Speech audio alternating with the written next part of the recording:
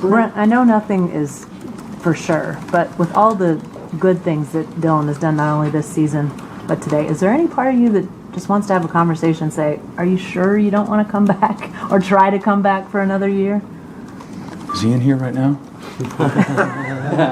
We can have this conversation right now. No, everything has its time. Everything does have its time. It does. And I think when we look back in a few years or maybe 10 years down the line, we're going to realize that the time that Oklahoma had Dylan Gabriel under center was a very important time for Oklahoma football.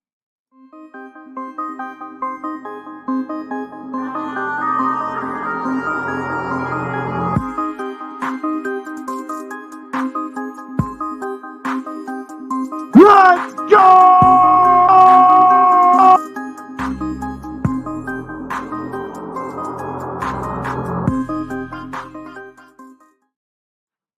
Welcome back to Hall of Fame College Football. I'm your host, Jason Watkins, and if you love college football, you know you're in the right place. So before you forget, smash that red subscriber button, like our videos, and don't forget to ring that bell so you don't miss one moment of Hall of Fame College Football. Welcome back to the show, folks, and welcome to silly season around college football. First day of the portal. You saw quite a few folks leave through the portal, not the least of which I would think could be Dylan Gabriel. Now, is it a huge surprise? Not so much. When you saw Jeff Lebby leave last week to take the head coaching job at Mississippi State, I think this is the assumption that most people had, right?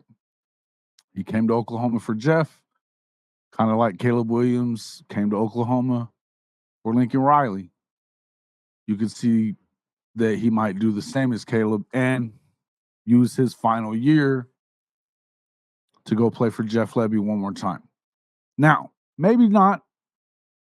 I think he's basically one of the consensus top options for at least for a one-year rental type of deal in the country. A lot of schools, maybe Oregon, somebody like that could probably use his help to maybe make that run at the college football playoff. But that's not what this is about. This is about who he was for Oklahoma and how important it was to have him at the time they got him. You know, one of the things that I always felt like was probably one of Dylan's best qualities was the fact that he was able to take a lot of the heat that some of this fan base gave him. You know, he even kind of alluded to it when he announced that he was entering the portal on Monday. I'm just going to go ahead and pop up this on the screen, his farewell letter. And look, he says, for the past 2 years here at OU, as a Sooner, I have made memories with friends and family that remind me how blessed I am. I've been able to play football for an amazing group of coaches and alongside men who have become my brothers. More than anything, I've grown in faith and love. I appreciate and cherish these memories and relationships forever. My time in the Palace was a game time experience I will never forget. Sooner Nation, you held me accountable, and I am better for it. Coach BV, my coaches, and the football staff, I am grateful for your care, knowledge, and insight. Most of all, thanks for your faith in me and opportunity to lead and be a member of OU's teams 128 and 129. Sincerely, Dylan Gabriel.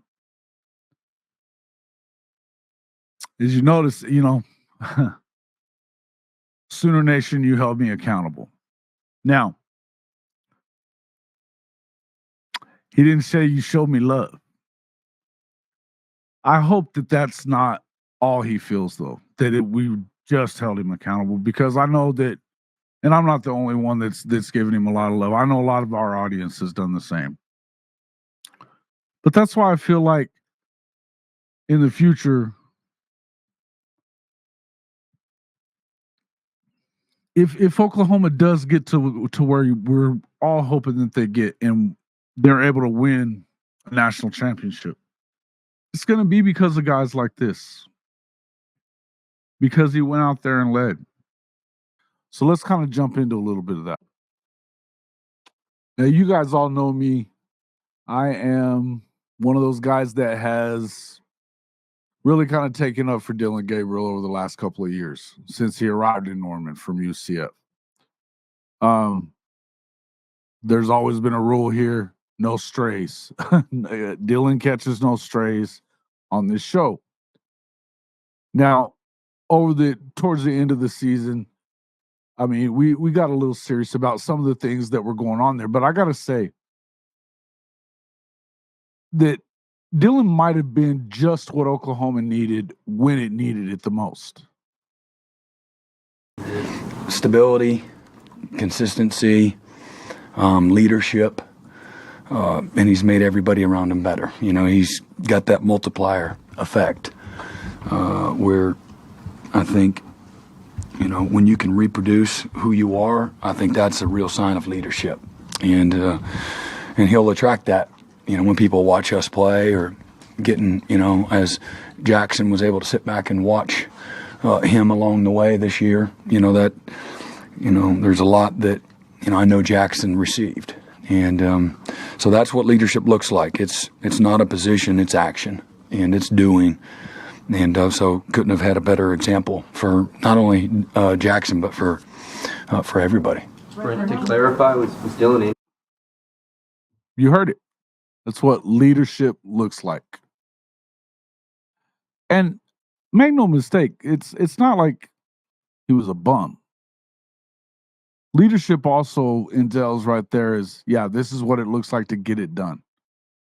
And in the aftermath of Lincoln Riley's abrupt departure from the Oklahoma Sooners program in November of 2021, the once stable foundation under Bob Stoops and his coaching staff, which included Brent Venables, it wasn't so stable anymore, particularly when you lost 2 5-star quarterbacks, one of which was going to go on to win the Heisman a year ago. Neither one of those guys were coming back. You had a shaky program here, a bunch of kids that didn't know what the heck was going on, why their coach just left them, and people bad-mouthing the program all around. Thank God for Jeff Lebby, and thank God for Dylan Gabriel. Because in the position that the defense was put in for Oklahoma, even with having Coach Venables coming in, the program had pretty much been running to the ground. The only way you were going to fight for some semblance of a decent football team was to put up numbers. Dylan isn't Caleb Williams. He's not Baker Mayfield, not Kyler Murray, Jalen Hurts. He's not Sam Bradford. We get that. And a lot of times he caught a lot of hell for that. But let's think about what this meant for him. You know, if you just listen to what Coach V said, Dylan Gabriel was probably exactly what this program needed. I remember the story about when he got back from his concussion after the blowout, you know, loss to Texas in the Red River game in 2022.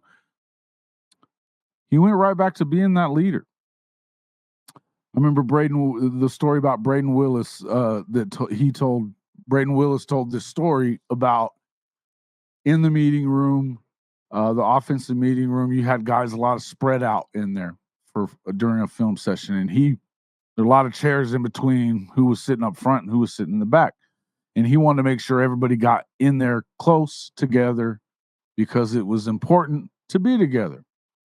I remember one of the things I'll never forget that he said was, hey, you know, it's the little things that really matter. It's just a little thing, but Sometimes the little things really, really matter. If you listen to Coach Roybal, you listen to Coach Venables, you listen to any coach worth their salt, they're going to tell you the little things stack on top of each other. And Dylan Gabriel always understood that. And hey, let's not forget, he put up numbers too. They were a top 15 scoring offense in the country a year ago. They were a top 5 scoring offense and total offense in 2023. 10-2, following up that 6-7 season. Does he have the same arm as Sam did, or like Landry Jones, maybe Jason White? No. Is he as fast as Kyler Murray, or, have the same kind of moxie that Baker has? Probably not. He didn't win a Heisman, and he didn't even win a conference title here. They had an opportunity to.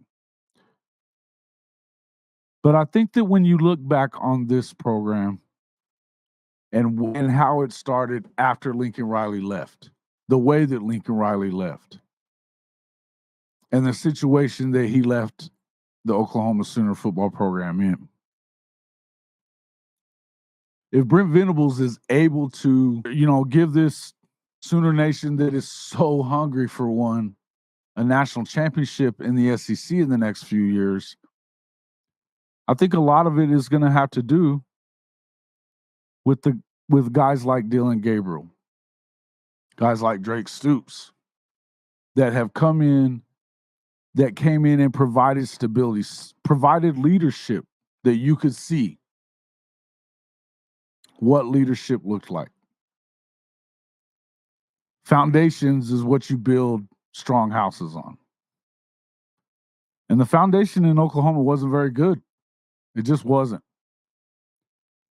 It took longer for Lincoln to kind of run out of runway, so to speak, after taking over the Sooner program, because Bob Stoops, with his culture and the recruiting credit they kind of had built up, it took 5 years for it to really be bad. And when you have a quarterback like Caleb Williams, who's transcendent, it can change a lot of things for you, particularly in a league that wasn't that good.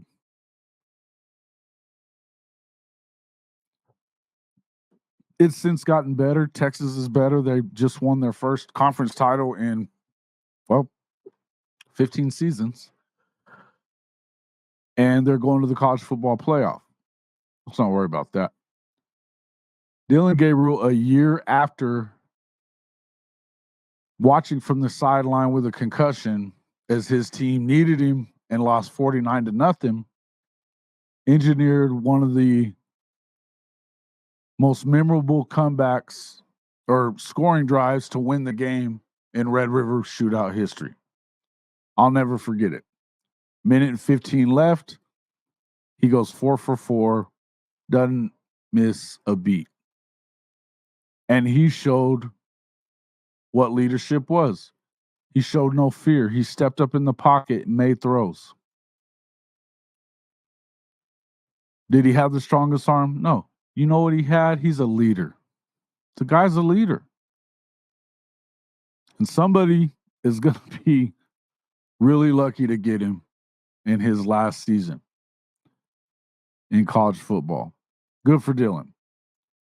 It's almost as, and I've said a lot before, yeah, I think it is probably time for the Jackson Arnold experience. It's his turn.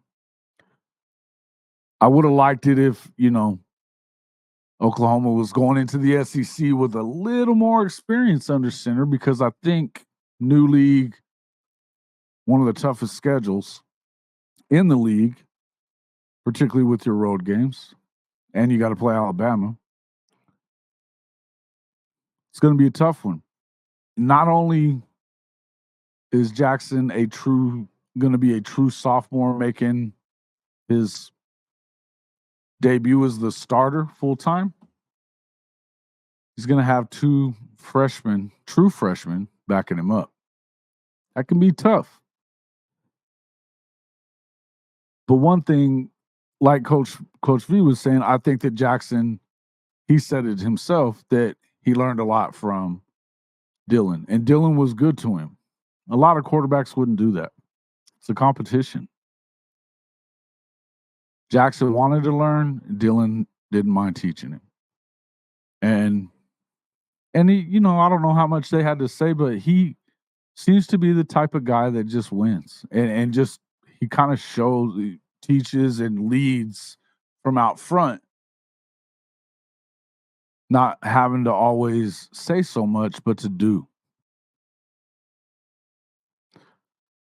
I don't know. As I said, I know that, 10 years down the line, we're starting to talk about some of the greats. There's probably some guys coming up here in the next couple of years that may be in that conversation. And maybe people will skip over Dylan. He had a hell of a season.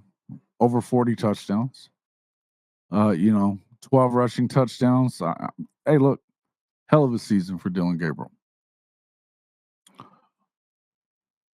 But you're probably not going to look at him and say, wow, he was that guy. Again, no national championship, no conference championship.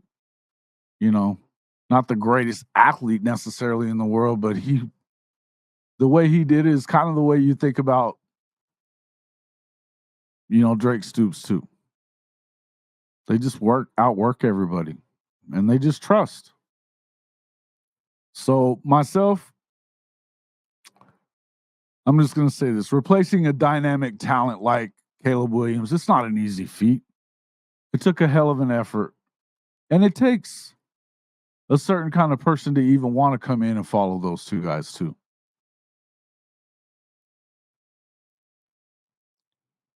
And a lot of times, us Sooner fans weren't very fair to him. Some of them weren't very fair to him.